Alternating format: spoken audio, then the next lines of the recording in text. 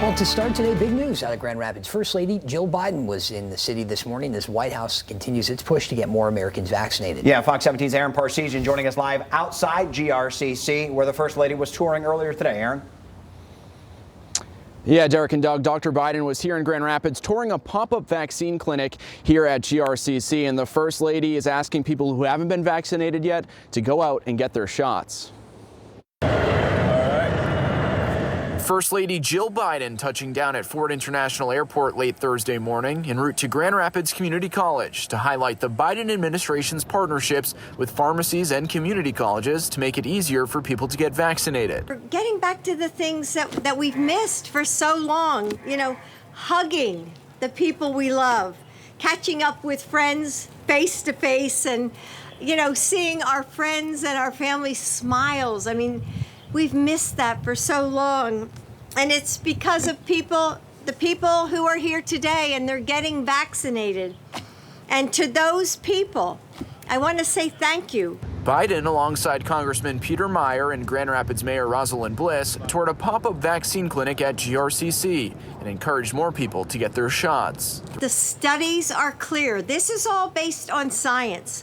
The vaccine is safe and effective, and it saves lives. The First Lady, a community college professor herself, says places like GRCC are perfect for pop-up clinics, providing people across communities easy access to a vaccine. Community colleges will be very key to getting us up as a country out of this pandemic. It's good to have Dr. Biden having that community college background because she understands us, she understands the mission and the work that we do, so it becomes natural in my mind that this would be one of those places that would host something like this. The First Lady's Michigan visit comes as the White House continues to push forward to hit their goal of 70% of Americans vaccinated by July 4th. The First Lady saying Thursday she believes it will happen. So I hope that everyone makes a plan to get a shot today and to tell their friends and their family to get a shot as well. We need to help make our communities safe for everyone. And finally, when we all do this, we'll be able to spend this summer the way we should, to spend it together.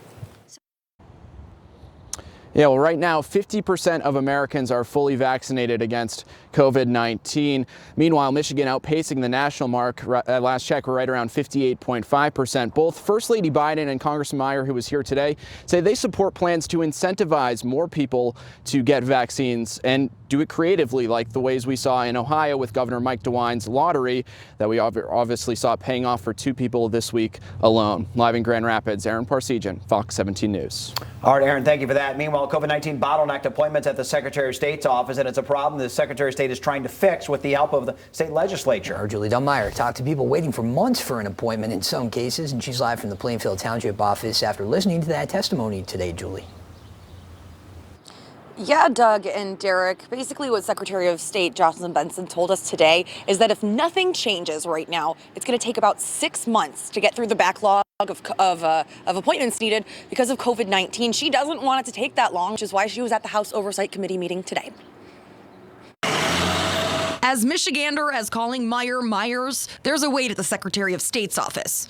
Both are technically wrong, but Jocelyn Benson says only one of them really needs fixing. This is a problem that has developed over decades in our state, right?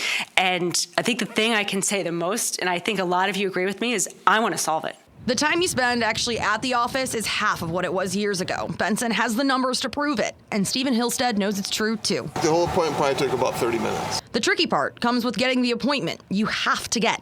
It took Steve a month, and Michael Boy. Well, I did an appointment last year. It took me 3 months to get in.